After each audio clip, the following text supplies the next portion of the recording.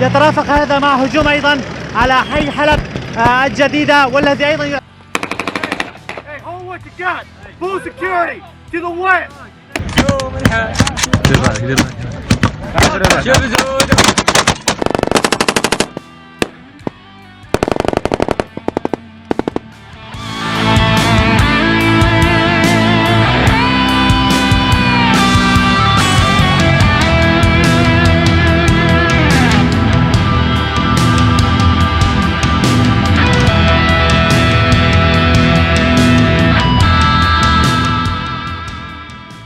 Pejabat pertahanan AS mengungkapkan bahwa militan yang didukung Iran telah menyerang pasukan Amerika Serikat di Irak dan Suriah setidaknya 4 kali dalam 24 jam terakhir, meningkatkan jumlah serangan menjadi 52 dalam waktu kurang dari sebulan.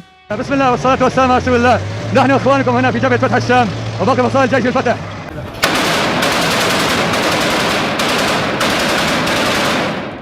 Menteri Pertahanan Lloyd Austin menegaskan bahwa serangan-serangan ini harus dihentikan, dan jika tidak dihentikan maka AS tidak akan ragu untuk melakukan apa yang diperlukan, sekali lagi untuk melindungi pasukan AS. Keempat serangan tersebut terjadi setelah pasukan AS melakukan serangan terhadap 2 lokasi yang terkait dengan Iran di Suriah pada Minggu 12 November malam, sebagai tanggapan atas serangan terhadap personel AS. Serangan tersebut menurut militer AS menghantam fasilitas pelatihan di dekat Abu Kamal dan sebuah rumah persembunyian di dekat Mayadin. Ini merupakan serangan putaran ketiga AS terhadap sasaran-sasaran yang terkait dengan Korps Garda Revolusi Islam Iran IRGC dalam beberapa minggu terakhir.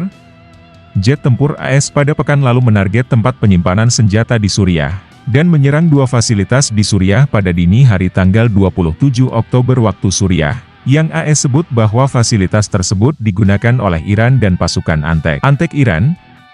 Dalam serangan terbaru terhadap pasukan AS pada Senin 13 November, beberapa drone satu arah diluncurkan di zona pendaratan Rumalin di Suriah. 1 drone ditembak jatuh sementara yang lain menimpa garnison, dan serangan itu tidak menimbulkan korban jiwa tetapi merusak beberapa tenda. Pada Kamis 9 November 2023 lalu, pasukan Amerika Serikat menjadi sasaran dalam 3 serangan di Irak, namun tidak menimbulkan korban jiwa, dilaporkan dalam 1 hari serangan paling luas terhadap aset-aset AS sejak Israel konflik dengan Hamas dimulai. Menurut seorang pejabat AS, ada 4 serangan terhadap pasukan AS di Irak dan Suriah dalam 24 jam terakhir, 3 tentara AS mengalami luka ringan dan mereka telah kembali bertugas. Pada Kamis pagi, konvoi koalisi pimpinan AS menjadi sasaran ledakan alat peledak rakitan di sekitar bendungan Mosul namun tidak menimbulkan korban jiwa. Sumber keamanan mengatakan patroli tersebut didampingi oleh pasukan kontra-terorisme Irak dan sebuah kendaraan dalam patroli tersebut rusak.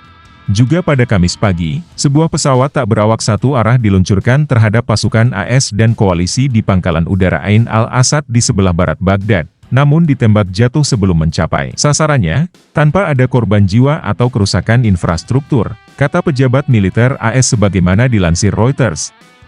Sebuah pesawat tak berawak juga diluncurkan di pangkalan udara Al-Harir di Erbil yang menampung pasukan AS dan internasional tetapi jatuh sebelum mencapai sasarannya. Sebuah pernyataan dari Dinas Kontra-Terorisme Kurdistan Irak yang berbeda dengan Dinas Federal Irak mengatakan, serangan pesawat tak berawak di pangkalan udara Al-Harir menyebabkan kebakaran di salah satu depot bahan bakarnya.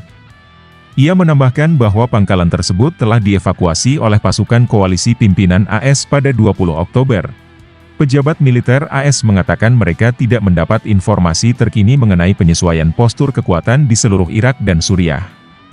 Pasukan AS dan koalisi telah diserang setidaknya 40 kali di Irak dan Suriah sejak awal Oktober atas pengepungan Israel terhadap Gaza, sebagai pembalasan atas serangan lintas batas yang dilakukan militan Hamas pada 7 Oktober.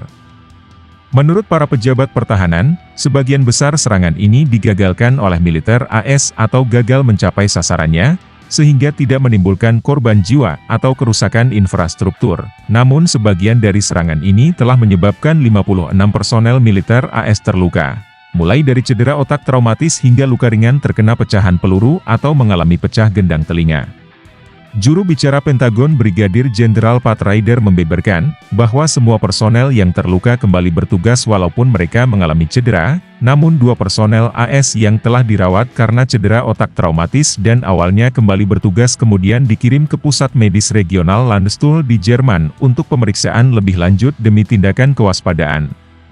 AS menyalahkan serangan-serangan tersebut terhadap kelompok-kelompok yang didukung oleh Iran dan mengatakan bahwa Iranlah yang paling bertanggung jawab, sebuah klaim yang dibantah oleh Teheran, dan mengatakan bahwa kelompok-kelompok yang terlibat dalam serangan tersebut melakukannya atas kemauan mereka sendiri. Milisi yang didukung Iran di Irak secara terbuka menyatakan bahwa aset-aset AS akan terus menjadi sasaran selama AS mendukung Israel dalam perangnya di Gaza. Tidak jelas bagaimana Presiden Joe Biden akan menanggapi serangan besar yang menewaskan banyak warga Amerika. Biden yang berjuang dengan jajak pendapat menjelang pemilihan presiden tahun depan, sejauh ini berusaha membatasi peran AS dalam konflik tersebut dan hanya untuk memastikan bantuan militer ke Israel. Serangan terbaru ini terjadi setelah Gedung Putih mengatakan pada Kamis, bahwa militer AS telah menyerang sasaran di Suriah untuk menghancurkan persenjataan dan mencegah kelompok separatis yang didukung Iran menargetkan personel Amerika di wilayah tersebut. Amerika Serikat kadang-kadang melakukan serangan balasan terhadap pasukan yang didukung Iran di wilayah tersebut setelah mereka menyerang pasukan Amerika, termasuk serangan pada 26 Oktober. Salah seorang kontraktor AS di Pangkalan Udara Al-Assad di Irak menderita serangan jantung dan meninggal saat berlindung ketika muncul peringatan yang salah akan adanya serangan udara. AS telah meningkatkan kehadirannya di wilayah tersebut untuk melindungi pasukannya dan mencegah aktor-aktor jahat, termasuk Iran dan para proksinya Houthi dan Hizbullah, dan pihak-pihak lain agar tidak memperluas konflik Israel-Hamas.